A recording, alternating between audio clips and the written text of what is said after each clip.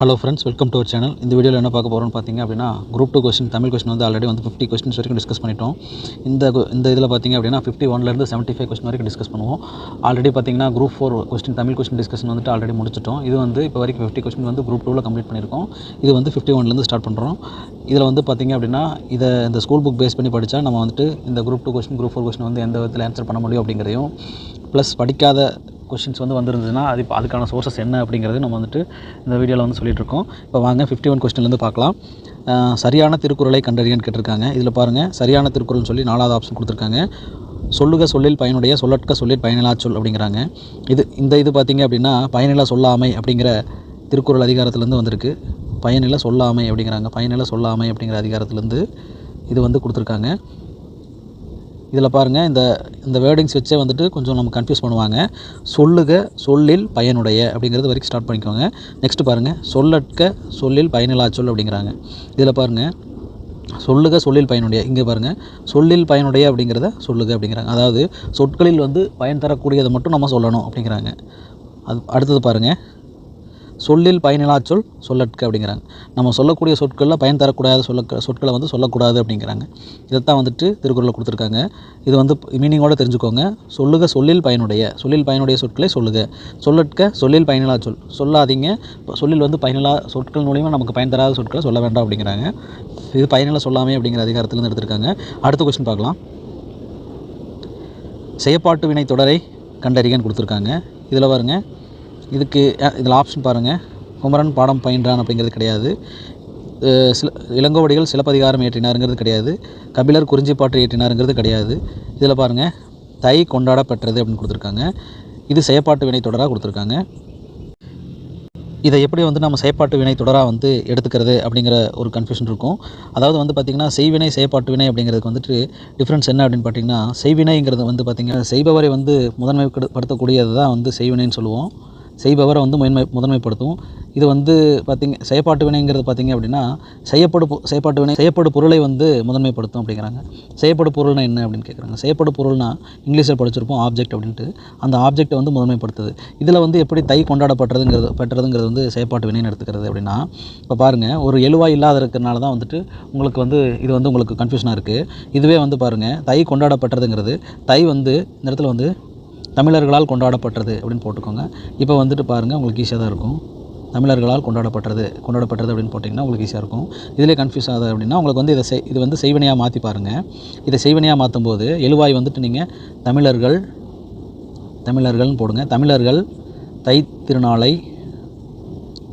தைத்திருநாளை கொண்டாடினர் மாற்றுவோம். தைத்திருநாளை வந்துட்டு கொண்டாடினர் அப்படின்னு சொல்லி போடுவோங்களா. இப்போ வந்துட்டு உங்களுக்கு செய்வினை கரெக்டாக வரும்.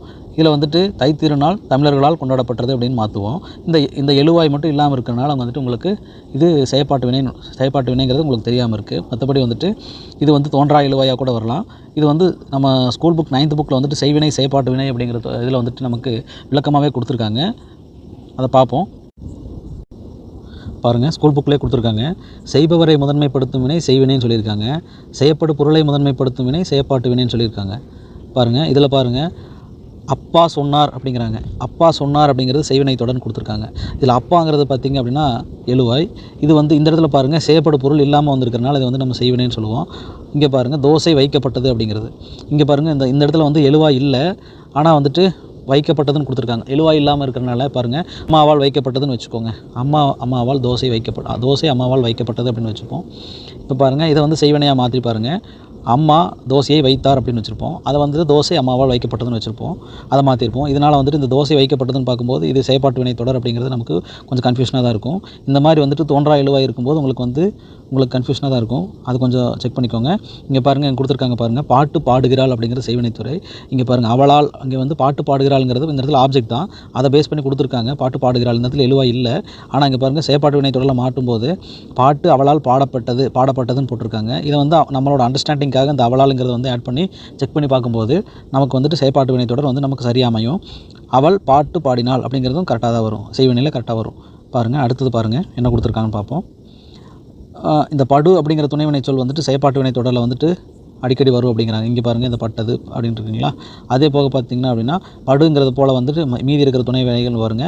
உன் பெரு அப்படிங்கிறது ஆல்ரெடி நம்ம வந்து தை கொண்டாட பெற்றதுன்னு படிச்சோம் இல்லைங்களா, அதில் வந்துட்டு நமக்கு பெருங்கிறது வரும்.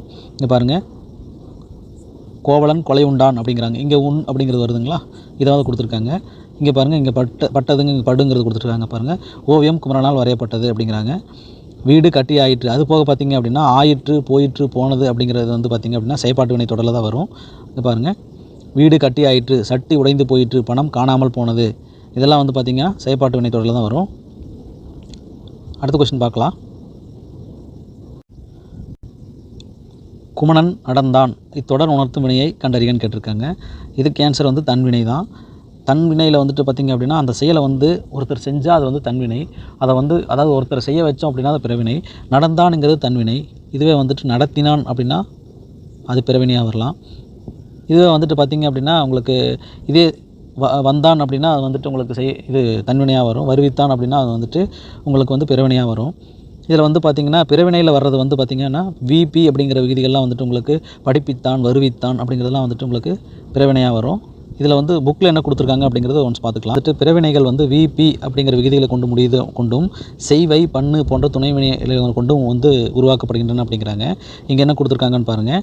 தன்வினையில் வந்துட்டு என்னென்னா அவன் திருந்தினான்னு கொடுத்துருக்காங்க. இங்கே பாருங்கள், பிறவினையில் வந்துட்டு அவன் திருந்த செய்தான் அப்படிங்கிறது இன்னொருத்தர் திருத்துறது பிறவினை. இங்கே பாருங்கள், அவர்கள் நன்றாக படித்தனன்னு கொடுத்துருக்காங்க. இங்கே பாருங்கள், தந்தை மகனை நன்றாக படிக்க வைத்தார், மகன் தான் படிக்கிறாங்க, அதனால் இங்கே பிறவினை அமையுது. இங்கே பாருங்கள், வருவித்தார் அப்படிங்கிறாங்க. இந்த இடத்துல பாருங்கள் விங்கிறது வந்துருக்குங்களா, இங்கே பாருங்கள் வி விகுதி பி விகுதி கொடுத்துருந்தாங்களா, அது வந்து இங்கே உங்களுக்கு வருவித்தார்னு கொடுத்துருக்காங்க. இதுவே வந்து படிப்பித்தார் அப்படின்னா அந்த பி விகுதி வந்துடும். இதான் வந்துட்டு உங்களுக்கு தன்வினை பிறவினைகளுக்கான எக்ஸாம்பிள். அடுத்த கொஸ்டின் பார்க்கலாம். இந்த கொஸ்டின் பாருங்கள், சரியான தொடரை கண்டறிகன்னு கொடுத்துருக்காங்க. கிளைகள் முறிந்து விழுந்ததுன்னு கொடுத்துருக்காங்க. இங்கே பாருங்கள், கிளைகள்னு சொல்லி கொடுத்துருக்காங்க. இது வந்து பார்த்திங்கன்னா உங்களுக்கு வந்துட்டு விழுந்தனன்னு வந்திருக்கணும், உங்களுக்கு விழுந்ததுன்னு கொடுத்து ஒன்றன் பால் விகுதி கொடுத்துருக்காங்க, இது தவறாக அமைஞ்சிருக்கு. அடுத்தது பாருங்கள், மரம் வேகமாக வளர்ந்ததுன்னு வந்திருக்கணும், ஒன்றன் பால் விகுதி கொடுத்துருக்கணும், இது வந்து பலவின் பால் விகுதி கொடுத்துருக்காங்க, வளர்ந்தனன்னு சொல்லி, எதுவும் தவறு. அடுத்தது பாருங்கள், குரங்குகள் மரத்திற்கு மரம் தாவினன்னு கொடுத்துருக்காங்க. இங்கே பாருங்கள், இது வந்து பலவின் பால், இதுக்கு பலவின் பால் விகுதி கொடுத்துருக்காங்க, இது கரெக்டாக வருது. அடுத்து பாருங்கள், யானைகள் குட்டிகளுடன் சென்றனன்னு கொடுத்துருக்கணும், சென்றதுன்னு கொடுத்துருக்காங்க. இந்த மாதிரி கொஸ்டின் ஆல்ரெடி நம்ம டிஸ்கஸ் பண்ணிட்டோம். அதே தான் உங்களுக்கு வந்து எழுவாய் வந்து எப்படி அமையுது அப்படிங்கிறத பொறுத்து அது வந்துட்டு ஐம்பால்கள் என்ன விகுதியில் அமையுது அப்படிங்கிறத செக் பண்ணிவிட்டு நீங்கள் வந்து அதுக்கு தகுந்த மாதிரி வந்து விதிகளை பேஸ் பண்ணி உங்களுக்கு வினைமுற்று விகுதியை பார்த்துட்டு நீங்கள் ஆன்சர் பண்ணலாம். அடுத்தது பார்ப்போம்.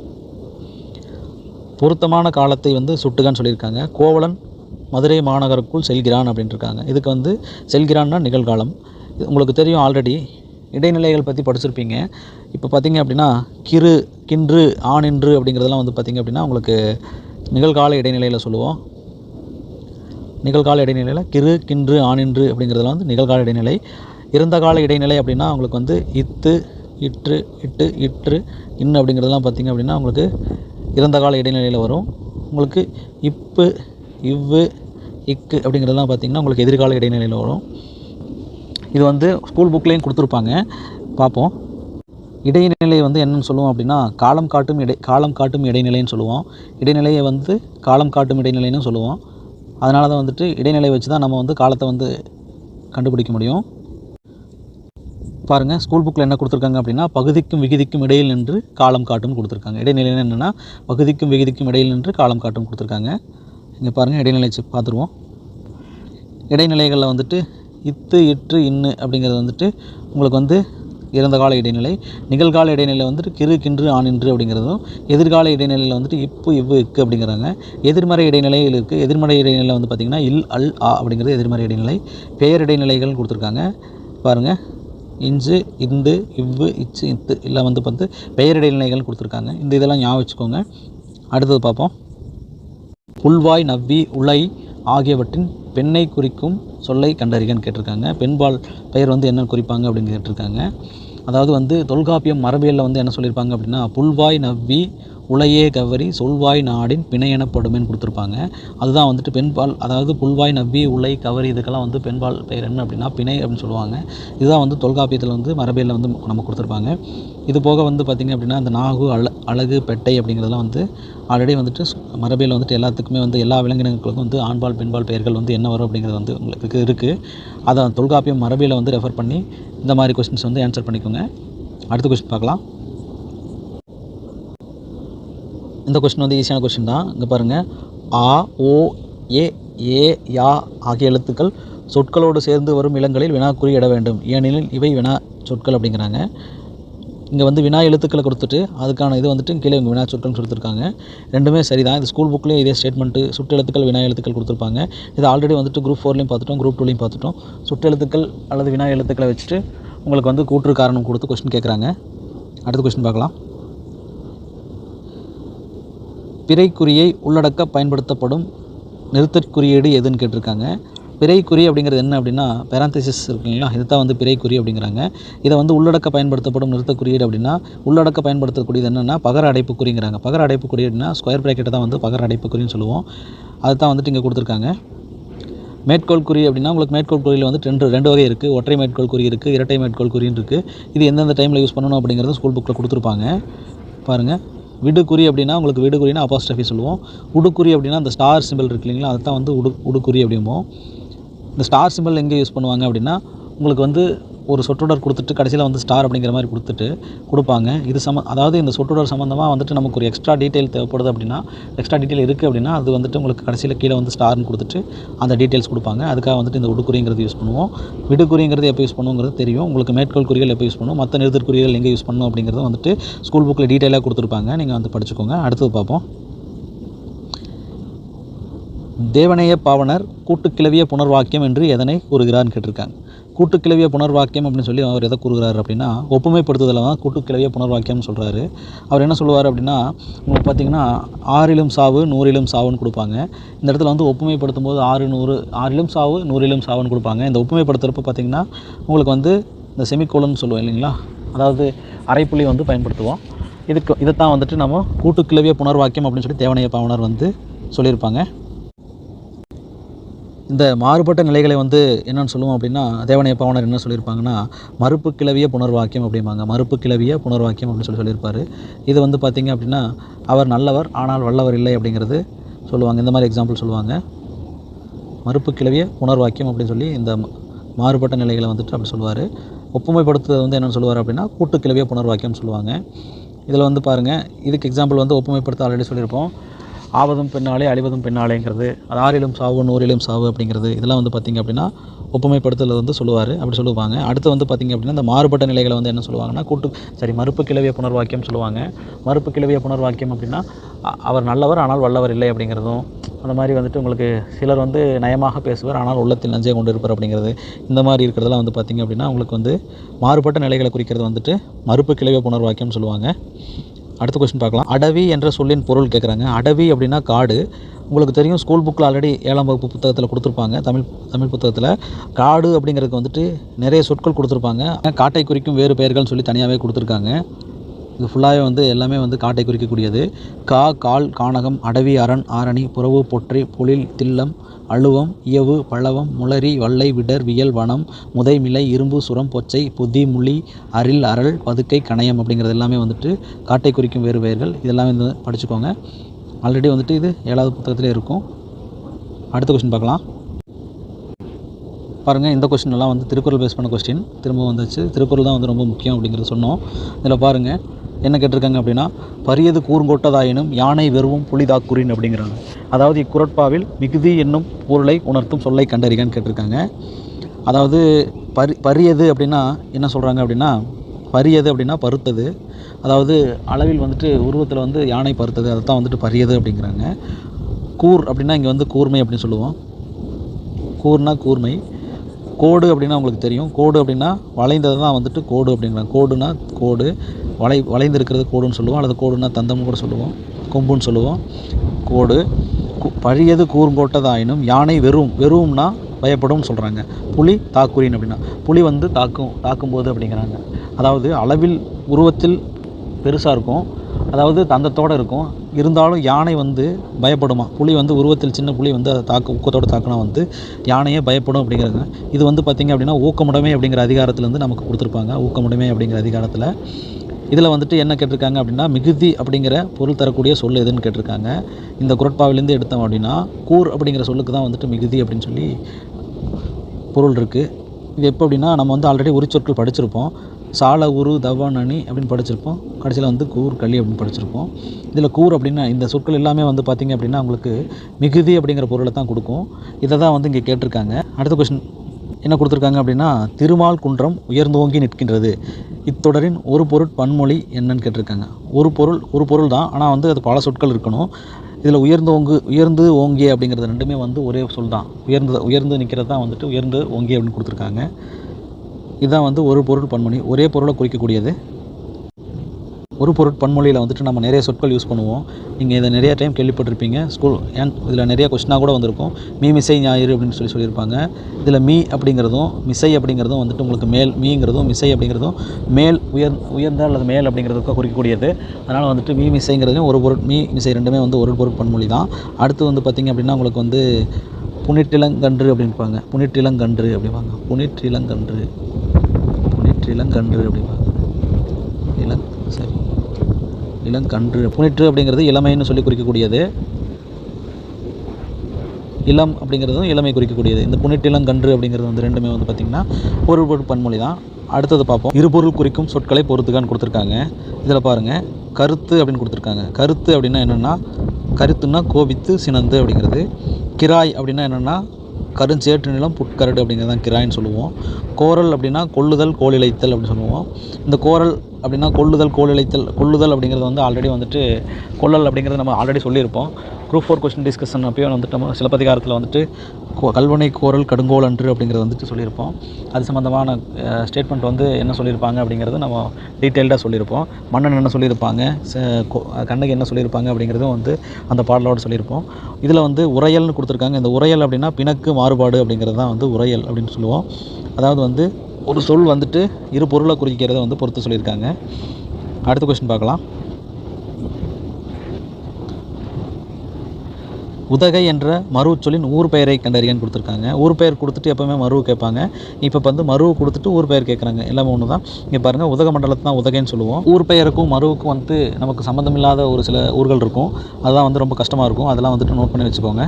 அதை வந்துட்டு ஒரு டைம் ரிவைஸ் பண்ணிக்கோங்க. அடுத்த கொஸ்டின் பார்க்கலாம். என்ன கொடுத்துருக்காங்க அப்படின்னா, மனிதன் மொழியின் வளர்ச்சி கண்டு அது எவ்வளவு அருமையான கருவி என்பதை உணர்ந்தான் அப்படின்னு கேட்டிருக்காங்க. இதில் பாருங்கள், ஆப்ஷன் பாருங்கள்.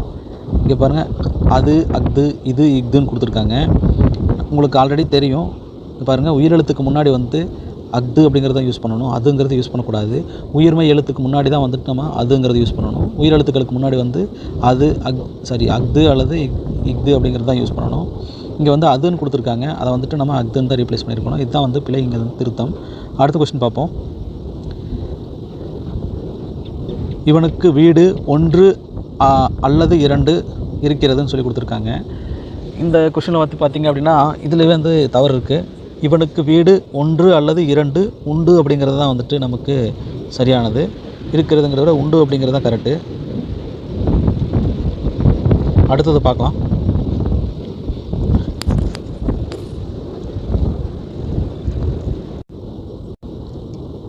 இந்த கொஸ்டின் பாருங்கள், வேற்றுமை உறுப்புகளை வச்சு கொஸ்டின் கேட்டிருக்காங்க.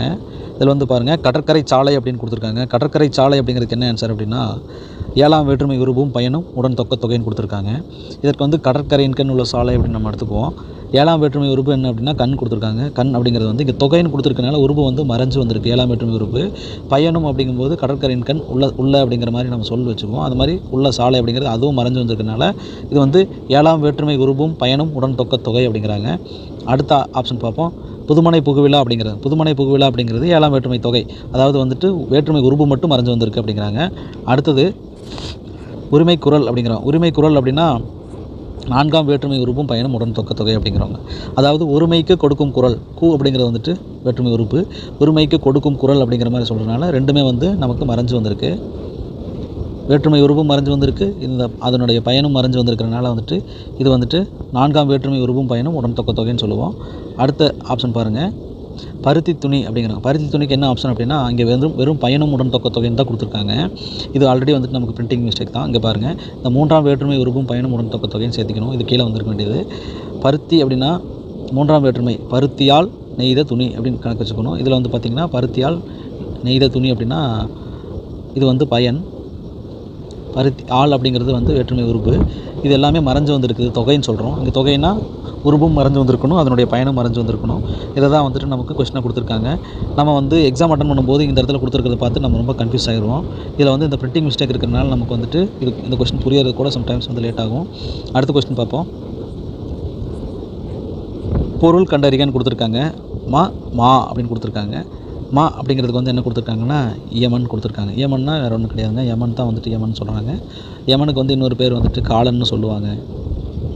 காலன், யமன் இதெல்லாம் வந்துட்டு அவரை குறிக்கக்கூடியது. அடுத்து வந்து மான்னு கொடுத்துருக்காங்க. மா அப்படிங்கிற சொல்லுக்கு வந்து நிறைய பொருள் இருக்குது. அதில் ஒன்று தான் வந்து இந்த வண்டு அப்படிங்கிறது. வல்லின எழுத்துக்களுக்கு வந்து பார்த்திங்க அப்படின்னா மெல்லின எழுத்துக்கள் வந்து இணை எழுத்துக்கெலாம் சொல்லுவோம். மெல்லின எழுத்துக்கள் வந்து இணை எழுத்துக்கெலாம் சொல்லுவோம். இடையினம் வந்து பார்த்திங்கன்னா எல்லாம் சேர்ந்து ஒரே இனமாக வந்து கன்சிடர் பண்ணிப்பாங்க. அடுத்தது வந்து பார்த்திங்க அப்படின்னா உயிரெழுத்துக்களில் வந்து குறிலுக்கும் நெடில் வந்து இணை எழுத்துக்கள் அப்படிம்போம். குறில் வந்து என்ன ஆ அப்படின்னா அதுக்கு வந்து ஆ அப்படிங்கிறது வந்து நெடில்ங்கிறது வந்து இணை எழுத்துன்னு சொல்லுவோம். ஆல்ரெடி வந்து இது குரூப் 4 கொஸ்டின்லேயே கேட்டிருந்தாங்க. ஐ அப்படிங்கிற எழுத்துக்கு வந்து இணை எழுத்து வந்து இ. அவ் அப்படிங்கிற எழுத்துக்கு வந்து இணை எழுத்து வந்து உ அப்படின்னு கொடுத்துருப்பாங்க. இதுதான் வந்து இணை எழுத்துக்கள். இந்த இணை எழுத்துக்களை பேஸ் பண்ண கொஸ்டின் தான் வந்து இப்போ கேட்டிருக்காங்க. அடுத்த கொஸ்டின் பாருங்கள். ஆல்ரெடி வந்து இந்த சுட்டெழுத்துக்களை பேஸ் பண்ணி நிறைய கொஸ்டின் கேட்டாங்க. இதுலேயும் வந்து என்ன கேட்டிருக்காங்க அப்படின்னா சுட்டெழுத்துக்களை இடச்சுட்டுக்கள் என்றும் குறிக்கலாம். அகம் புறம் என சுட்டெழுத்துக்கள் நிற்கும் இடத்தை பொறுத்து பெயர் குறிப்பிடப்படுகின்றது. ரெண்டுமே சரிதான். அகச்சுட்டு புறச்சுட்டுன்னு சொல்லுவோம். அடுத்த கொஸ்டின் பார்ப்போம். தொல்காப்பியர் குறிப்பிடும் உவன், உவல், உவர், உது, உவை அப்படிங்கிறது வந்து என்ன அப்படின்னா இடைநிலை சுட்டு அப்படிம்பாங்க. அதாவது அண்மை சுட்டு அப்படிங்கிறது என்னென்னா இது, அதாவது இது, இவை அப்படிங்கிறதுலாம் அண்மை சுட்டுன்னு சொல்லுவோம். சேமை சுட்டு அப்படிங்கிறது என்னென்னா அது, அவை அப்படிங்கிறது வந்துட்டு சேமை சுட்டு அப்படின்னு சொல்லுவோம். இதற்கு இடையில் இருக்கக்கூடிய சொற்களை வந்துட்டு அதாவது வந்துன்னா உது, உவன் அப்படிங்கிறதெல்லாம் வந்து பார்த்திங்க அப்படின்னா அப்படிங்கிறது வந்துட்டு உது, உவன்கிறதெல்லாம் வந்து இடைநிலை சுட்டுன்னு சொல்லுவோம். இதை வந்து இப்போ வழக்கில் வந்து பயன்படுத்தக்கூடியது இல்லை அப்படிம்போம். இதை வந்துட்டு என்ன கொடுத்துருக்காங்கன்னா இடைநிலை சுட்டு அப்படின்னு சொல்லி கொடுத்துருக்காங்க. இதை வந்து இப்போ பயன்படுத்துறதில்லை. நம்ம வந்து பேச்சு வழக்குலையும் வந்து பயன்படுத்துறதில்லை. அடுத்த கொஸ்டின் பார்க்கலாம். சொல் என்னும் வேர் சொல்லின் வினையாளனை பெயரை கண்டறியன்னு கொடுத்துருக்காங்க. ஃபஸ்ட் ஆப்ஷன் வந்து சொல்லாமைன்னு கொடுத்துருக்காங்க. ரெண்டாவது ஆப்ஷன் சொல்லான்னு கொடுத்துருக்காங்க. தேர்ட் ஆப்ஷன் சொல்லியன்னு கொடுத்துருக்காங்க. ஃபோர்த் ஆப்ஷன் வந்து சொல்லுகின்றன்னு கொடுத்துருக்காங்க. ஃபஸ்ட் ஆப்ஷன் வந்து சொல்லாமைன்னு கொடுத்துருக்காங்க. இது வந்து எதிர்மறை தொழிற்பெயர். இரண்டாவது ஆப்ஷன் வந்து சொல்லாது அப்படிங்கிறதுல தூக்கிட்டாங்க, தாங்கிறது இல்லை. இது வந்து ஈறுகட்ட எதிர்மறை பெயரச்சுன்னு சொல்லுவோம். இது வந்து அடுத்த ஆப்ஷன் பாருங்கள்.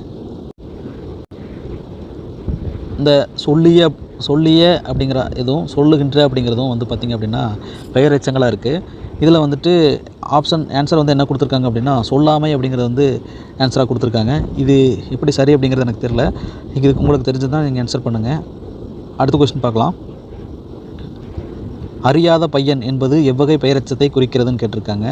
அறியாத பையன் அப்படிங்கிறது வந்து தெரிநிலை பெயரெச்சத்தை குறிக்கிறது. பெயரெச்சம் வந்து நமக்கு 2 வகைப்படும். தெரிநிலை பெயரெச்சம், குறிப்பு பெயரெச்சம். அதே வந்து வினையச்சமும் 2 வகைப்படும். தெரிநிலை வினையச்சம், குறிப்பு வினையச்சம் சொல்லுவோம்.